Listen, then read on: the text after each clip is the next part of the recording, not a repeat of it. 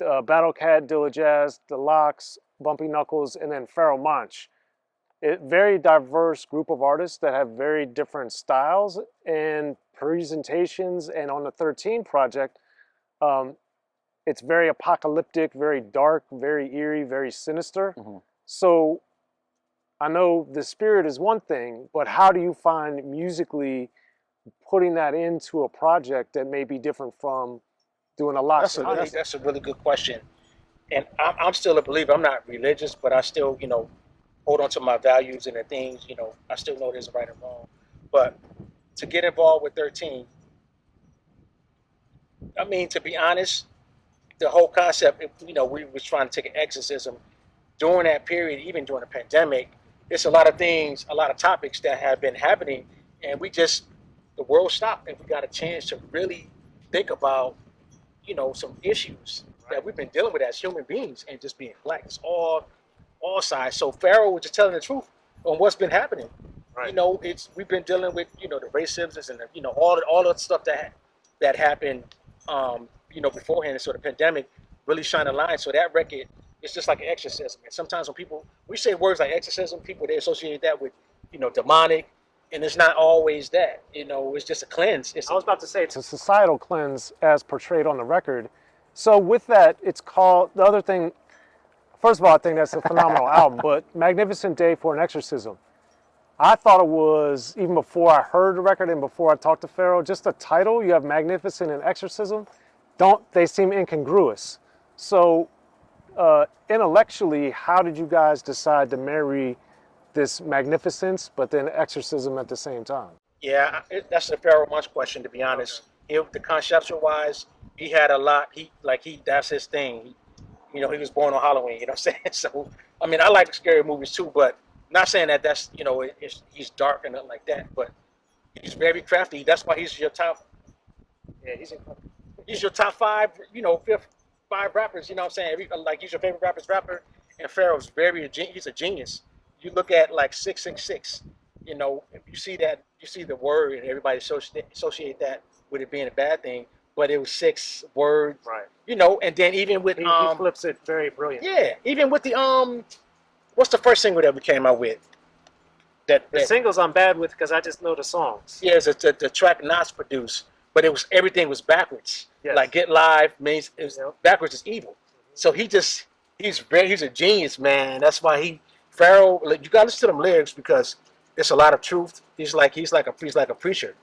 You know what I'm saying? He's like a preacher giving a word, and sometimes when you get that word, it's not all pretty. It's not all about prosperity. It's about like shining light and letting people know, like, you gotta, think twice, change your ways, or just try to treat your brother, how you want to be treated. Just the basics. Yeah. That's all the record really is. And speaking of words, one of the songs is Philadelphia, the fear of the number 13. I know what it means, but I always mess up saying it. But on there in particular, he's flipping and doing all kinds of brilliant type of styles, lyrically and flow-wise and cadence-wise.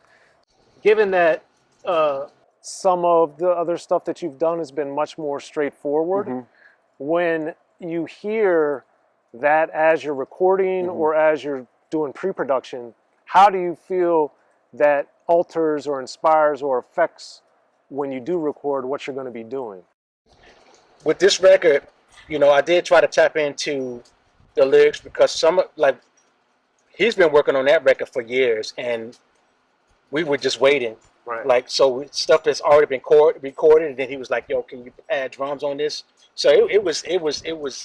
As y'all know, Pharoahe, he like to take his time, and if you don't catch him, you may have to wait another. He's like you may wait like another decade, like D'Angelo. He is like D'Angelo in that regard. But anyway, I can respect that, and the timing was right. And if we had to put the record out earlier, it wouldn't. I don't think it would have hit. I think the timing that it came out was right on time. And then for myself as a drummer, that is endorsed with big brands, I was put my own livelihood online because of the profanity, using the N-word, and when you endorse certain companies like drum companies, you know what I'm saying, they're a little more conservative. They vary, so I'm a vessel, and that's why I would allow myself to go in these different rooms and settings because I'm there to show God's love and be a light. And I had to make a decision.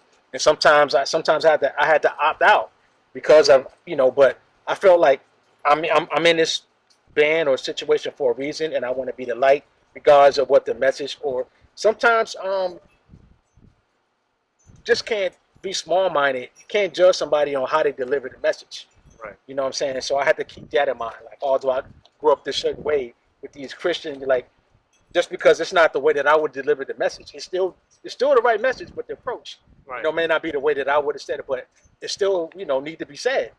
So, and also putting myself in jeopardy where I'm now playing concerts, and if he's using saying strong language, if somebody get offended, that could cause me to have conflicts with these big companies that I endorse. Right. So, but I had to just let people know that they know what I stand for, and I'm not out here, involve myself with something that's being reckless or malicious. We in really tough times, especially during the pandemic and the election year. We saw some things where there was some warfare. That's an understatement. You know what I'm saying? So, I'm on the front line. We make this track Fight featuring Cypress Hill. You look at the video, what happens at the end of the video. Yeah. There's a fight, it's a scene, and I was like, oh man, that's another example. I'm putting myself in jeopardy because, like, the Ku Klux Klan, like, that's. But we all, you know what I'm saying? Like, Yeah. wrong, So I'm about God's love and not doing any bodily harm. So with that part of the game, I'm not with that. So anytime I can be a vessel and use my gifts to be like, hey, love is the way. But there's a scene in that video at the end. That's a wild video. It's a wild video. We're wearing masks, you know what I'm saying? So but just listen to the words.